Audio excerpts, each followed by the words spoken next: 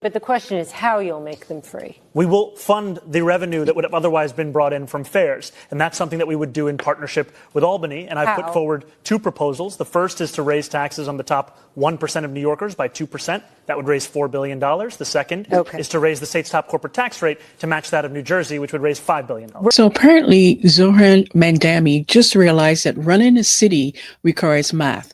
After months of campaigning on free grocery stores, he's now backpedaling faster than a politician caught with his hand in the cookie jar. But it even gets better. While he's walking back his free groceries, his campaign is doubling down and offering free gender-affirming care for anyone, even flying people into New York to get it done on the taxpayer's dime. You can't make this stuff up. Question affordability in this city, living here is top of everyone's mind. It has gotten obscenely expensive to live here, to do anything here. So you're proposing free grocery stores, free buses, $30 minimum wage, all of which sounds incredible. Cheaper groceries, not free groceries. Excuse me, cheaper groceries. Didn't he just said previously free groceries? Now he's saying cheaper groceries. Backpedaling. Can't make this stuff up. What people want to know is, great, I would love all those things. Yeah, how do you pay for it? Who's going to end up footing the bill for those programs? So I'll answer that question by first explaining some of the endorsements that Andrew Cuomo has received. Elon Musk's endorsement is one of the most expensive endorsements that Andrew Cuomo has ever gotten because it cost him and the state of New York $959 million in tax breaks that he gave Elon Musk years ago when he was the governor of this state. That's actually more money than it would cost to make every bus free in New York City. So I've said clearly that I believe we should tax the top 1%, an additional 2%, that's New Yorkers making $1 million or more a year, and have the most profitable corporations pay the same tax rate they do at the top tier in New Jersey, what they would actually pay here in New York. These things together would pay for the entirety of our economic agenda and start to Trump-proof our city. Because as you've said, the endorsements that Andrew Cuomo has got, and this morning he started it by going on Fox and Friends, we're talking about Donald Trump, Elon Musk, and Stephen Miller. These are the architects in many ways of the crisis of authoritarianism that New Yorkers are facing. And Andrew Cuomo is so unwilling to tax Donald Trump's billionaire donors because he knows those are the same ones whose checks that he's busy cashing trying to get back to City Hall. Interesting. Amazing that he's going after the millionaires and, you know, he's in the pockets of a few millionaires himself. So I don't understand why he thinks that that's a good idea to go after. But hey, it gets better. So he's backtracking from free groceries to now cheaper groceries, but now he wants to give free gender assigned affirming surgery to anyone, and he's even willing to fly them into New York. Take a listen. Trump is literally attempting to do what conservatives say, we want to do, which is provide gender-affirming care to anyone who wants it for free, and we're going to ship people, we're going to fly people in and pay for their hotel rooms, and we're going to do all of the Fox News stuff. We're getting ideas from Fox News. I want to do that. But most importantly is we collaborated with the Zohran Mamdani campaign on his trans rights platform.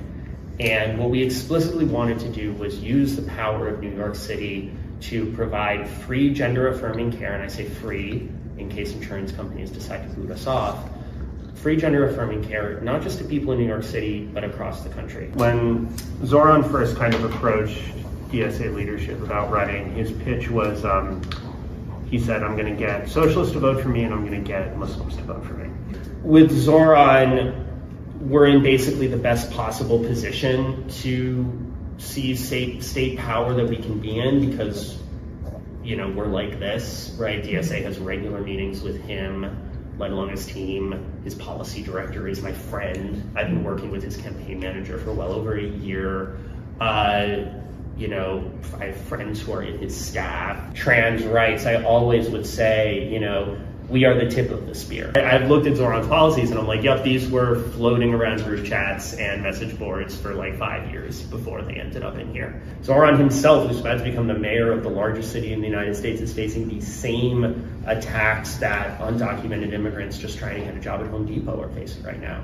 There's no reason at all that we can't use telehealth and mailing prescriptions to people across the country to undermine state bans. The Zoran campaign was always eager to work with us. You know, we're like that. We wrote the platform with him. The team was so happy to work with us on this. And now he's going to be mayor. Zoran kicked Cuomo's ass. Like, it was like almost a flawless victory. And so I think that'll also bear out when you switch into governing from like the campaign session. New York City could provide trans health care for every trans person in the country who, you know, can't afford it. And it would be a blip on our radar. I'm sure there are people who voted for Zoran who are transphobic, right? I'm sure there are people who voted for Zoran who, you know, don't have like the best opinions on other stuff. Muslims are now a voting bloc in New York City elections. That wasn't the case before. It was like non-educated whites, educated whites. I love election demographics. Latinos and Black voters. Now it's also Muslim voters. People come through to DSA by way of Zoran. That's awesome. But then we can help them basically become more radicalized. So Zoran is his first step, and then all of a sudden you're doing all kinds of awesome organizing. Unreal. So if you don't agree with paying your tax dollars to support these gender affirming care surgeries for whoever wants it, then you're transphobic. And let's get this straight. No free food, but free flights and surgeries. New Yorkers can't afford eggs, but sure, let's pay for gender treatments for out-of-towners. This is what happens when ideology replaces common sense. This is how progressives, for the most part, how they keep losing people. They claim to fight for the working class, but every policy that punishes actual workers and rewards special interest activism. You can't build a city when your top priority is virtual signaling instead of solving real problems. Now, for the most part, there's been a survey that came out that's saying that if he becomes mayor, people are going to leave New York. There's going to be a mass exodus. And this is why 800,000 people are saying, I'm out. It's not about taxes. It's not about groceries. It's about the culture of leadership that refuses to face reality. They're building a fantasy city while fear crumbles around them. So, what are your thoughts? Do you think that this is going to work if he gets into power? I mean, he's been flip-flopping on everything he said. You know, he tells you one thing and he changes his mind. When it comes to economics, he retreats. But when it comes to radical ideology, he doubles down.